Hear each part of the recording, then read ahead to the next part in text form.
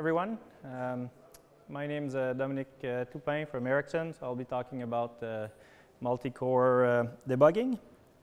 So I'm a tool manager at Ericsson, and Ericsson doesn't sell any tools or processors, so I'm just here to give you an understanding of how we are using those things internally.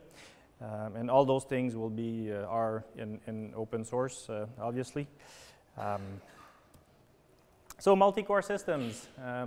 You have a few examples here. Here you have the Adaptiva Epiphany 64 core, so that's a bare metal system. Here you have the Calray 256 cores, where they choose to put it in clusters. You have Tylera, who has been doing it for quite some time.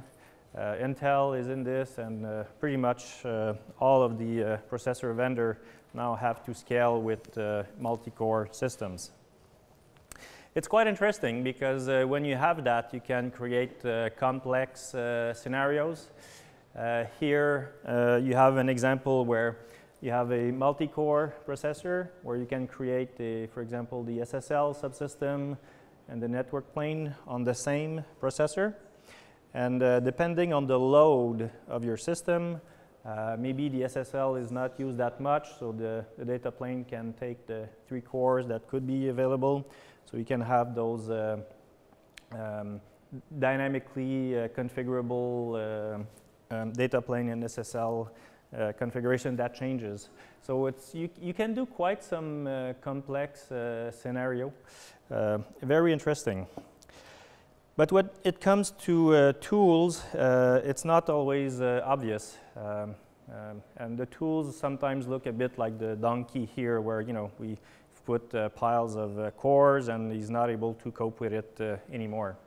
And that's what happens sometimes when you try to debug those things.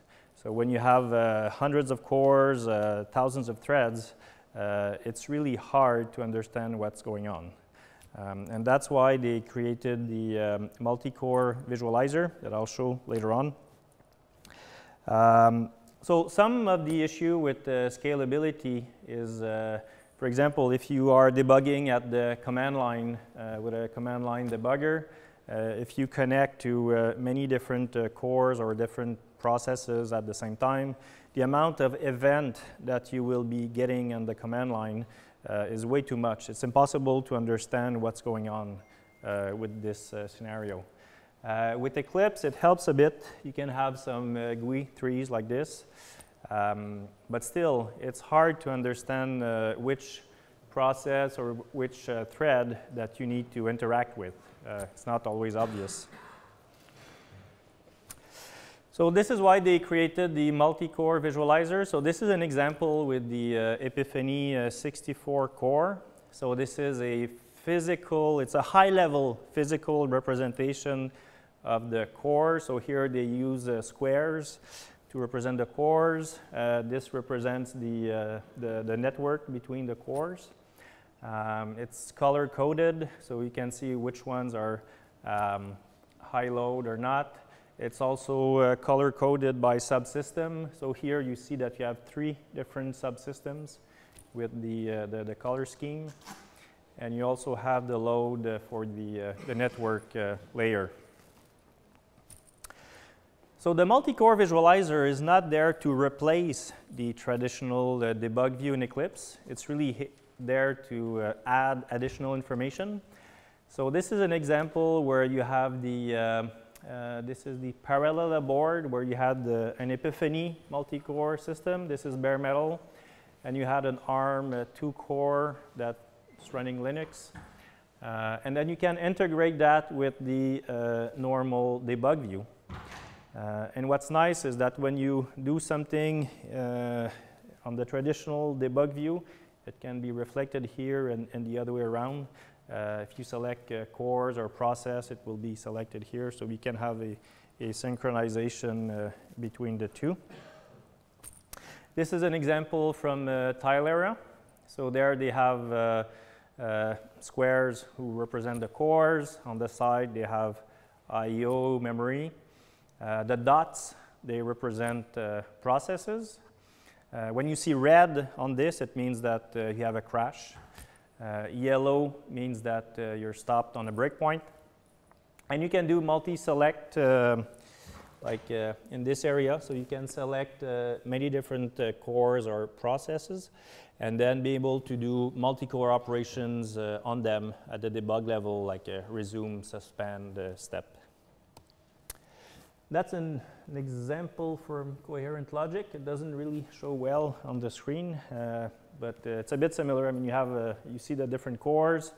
The part where you see is the active part, where they are showing the path of the data. So the arrows are showing the data goes from this core to this one, and then there's processing done at each level. What's nice about this one is you can actually modify it in view. So you can change a little bit your algorithm in the multi-core visualizer. If you see that you have some cores that are available, maybe that they are closer to the data, you can change your algorithm accordingly in the view. This is the Calray MPPA visualizer. So it's a slightly different representation because they have the notion of cluster also in there. So this is a very early version of it, but it's the same principle as the other. So you see a physical representation, cores, clusters, and processes. So you can do a few things with this. One is the load monitoring. So you can see which cores are highly used when you're developing your algorithm, which ones are not used so much. So while you are developing your application, you can reallocate that a bit more efficiently. So that's the load monitoring part. You can also do some workgroup filtering. So here, the designer wanted to focus on the 4 cores that are represented here by those red square. So he identified that, and this created another view, this one. And maybe for this designer, this represents the SSL subsystem or his subsystem that he's working on. So he wanted to focus on this one and not necessarily see the whole, that's what's going on the other cores. So that's another way to focus his attention on what's important for him. So this will not stop, apparently. This is the Epiphany roadmap. They predict they will have 16,000 cores by 2018. And people are really trying to understand how they will be able to debug 16,000 cores or thousands of cores. This is an example of what it can look like. So here you have thousands of cores. And in this type of view, you will very much need zooming in, zooming out. You'll use the scroll bar in many cases. Automatic issue detection will become more and more important because, again, it's hard to understand everything that's going on in parallel. That's an example for the visualizer zooming. So in this case, the developer was interested in the intersection of those 3 subsystems. So you can highlight it here with this red square, and it creates this corresponding view. And then he can work in this view. He can also clone this view and attach it to other part of the debug view. So that's the pin and clone feature. This is an example for the variables view. So in this case, he wanted to work with those 3 variables. So we pinned that to this specific thread. And then he did a clone of the view. So he created the exact same view, and then he pinned it to the other thread. And while he was debugging his algorithm, he was comparing the data and see if this was according to what he was expected. So the same thing will be able to be done with the visualizer of the cores. So that's the graphical part. When we show that to people, they are very pleased. They like that a lot. But the second question they ask is, what about the command line? We still want to be able to do things at the command line.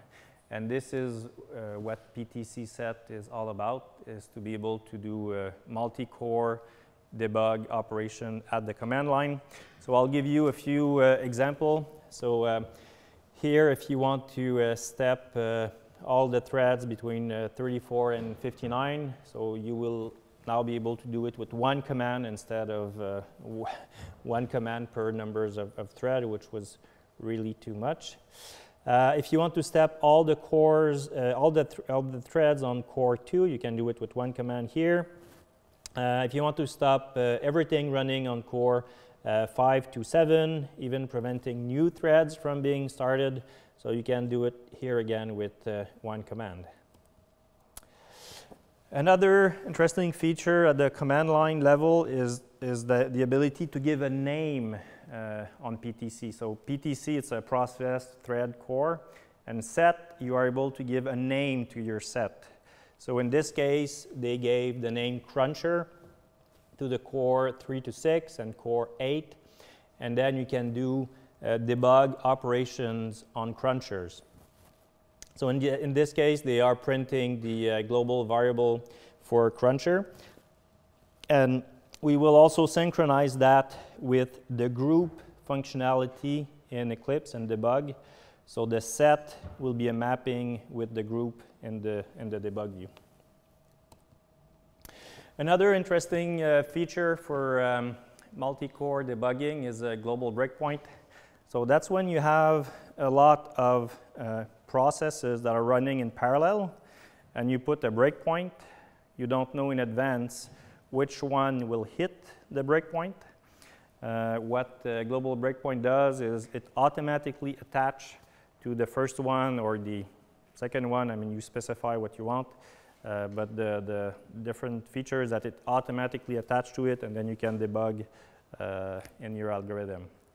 Another interesting use case is when you have very short-lived process. So let's say a process starts and it's initiating something, it does a setup and it dies very quickly. Sometimes you don't even have time to attach to those processes, so that could be another useful use case for the global breakpoints. You have the scalability as well. When you have hundreds of processes or thousands of threads, it's impossible to always go back to the host and then evaluate a breakpoint condition and then go back to the target and understand if you have to break or not. So this used to be the case, but now with this scalability improvement, everything can be done on the target if you want to. So even the conditional evaluation can be done on target in process. Non-stop debugging. Sometimes when you have lots of threads that are running in parallel, you cannot stop them all. So some of those threads, they might be watchdogs or a heartbeat. So even if your code is correct, if you stop this thread, your program will fail. So you cannot stop that. So that's where non-stop comes handy. So you can stop only one thread and let the other threads continue while you're debugging one thread. So everything that I've showed until now is in open source. The command line part comes from GDB, and the graphical part comes from Eclipse CDT. So this is the setup where CDT talks the MI protocol with GDB on the host. And then GDB, via the GDB remote protocol, talks on the target. So if you have an embedded Linux or a Linux system on the target, so you have everything in open source. So on Linux, it's the GDB server process. You can also have QEMU. So in that case, it's all open source. But what you can also do is to have proprietary GDB stubs. So if you have a bare metal system or if you have a proprietary simulator, so you can create your own proprietary stub.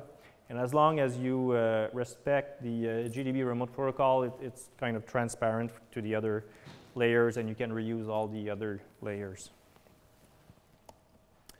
So if you're interested in this, there's a Multicore debug workgroup at Eclipse. So they meet every 2 weeks usually. So you can go to the address on the top and see what the current status is, and you can participate in the next meeting if you want.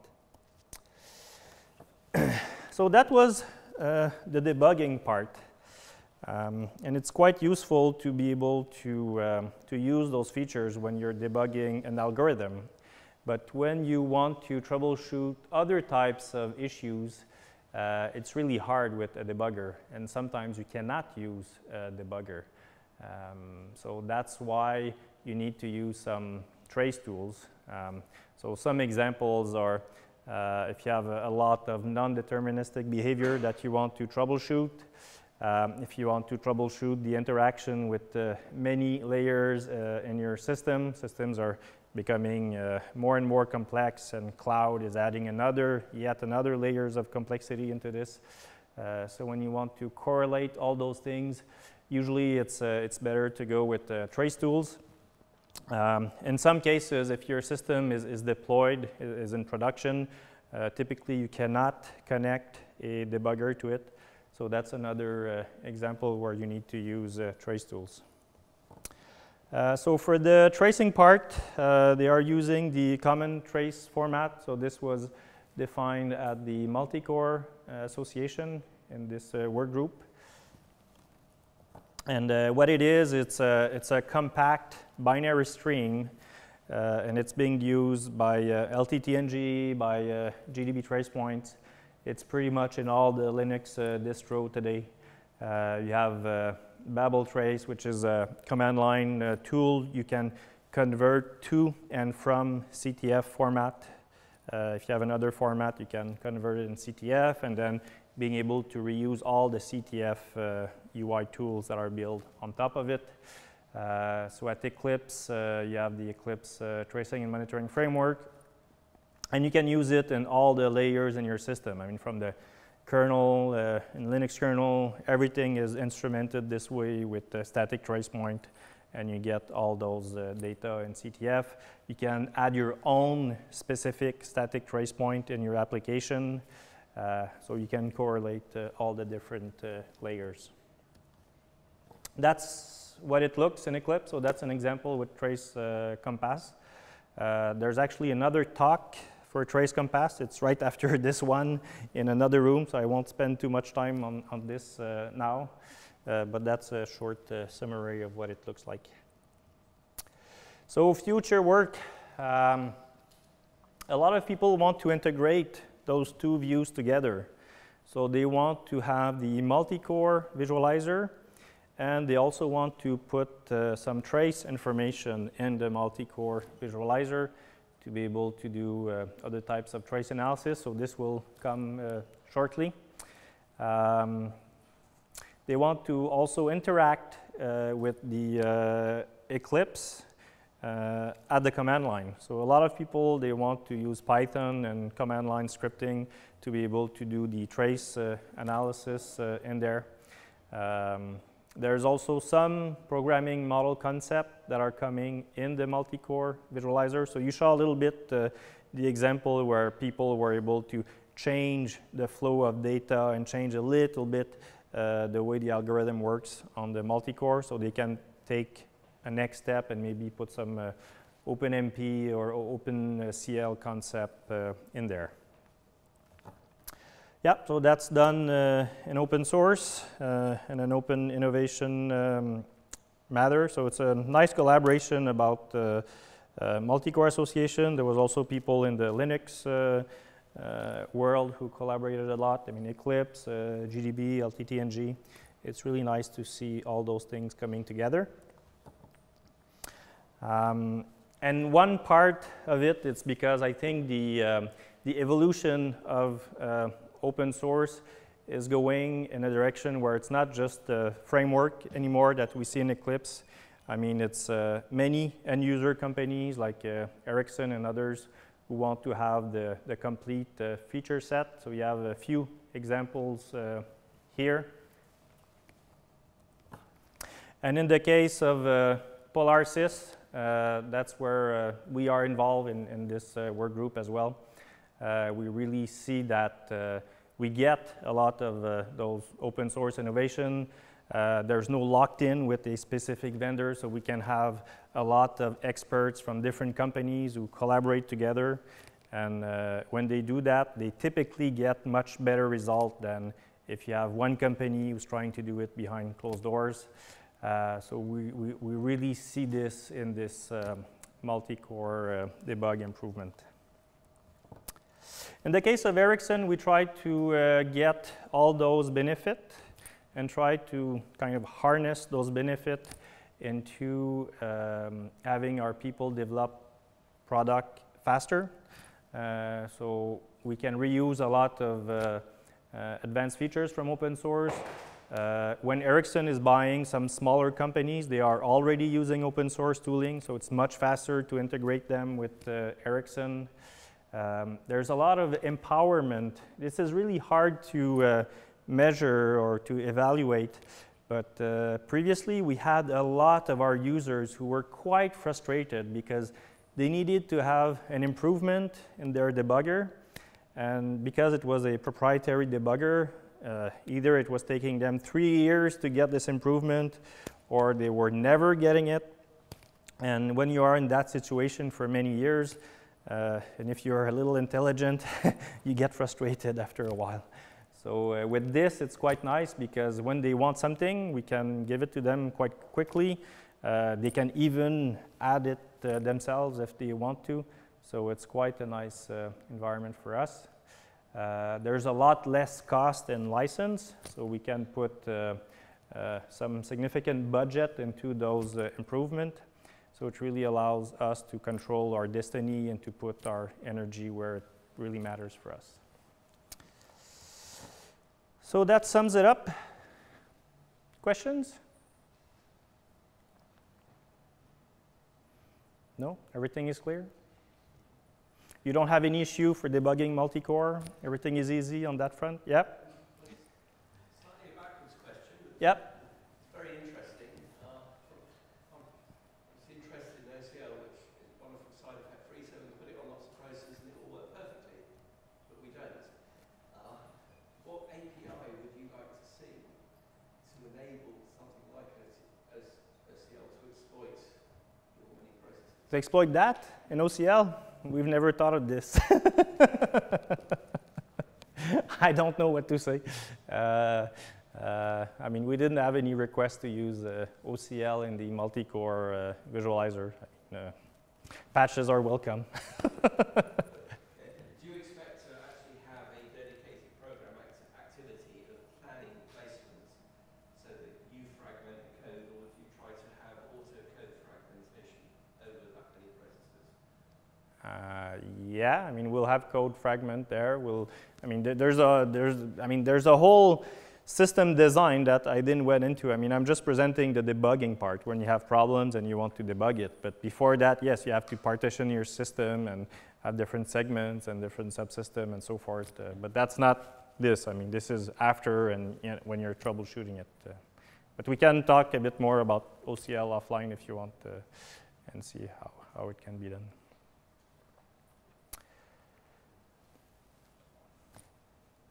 Yep.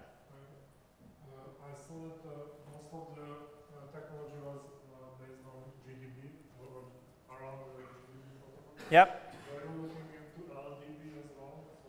Yep. So we did a comparison, and LLDB is far, far, far away from GDB. If you look at the compiler side, I mean, Clang and GCC, yeah, I mean, it's close. But on the debug side, I mean, LLDB is far, far away.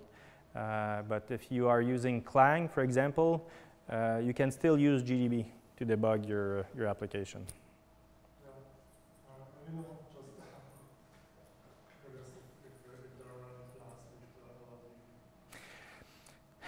LLDB. We did an evaluation, but I mean, LLDB is missing way too much functionality for us to pick it up yet. But again, I mean, you can compile with Clang and use GDB, so.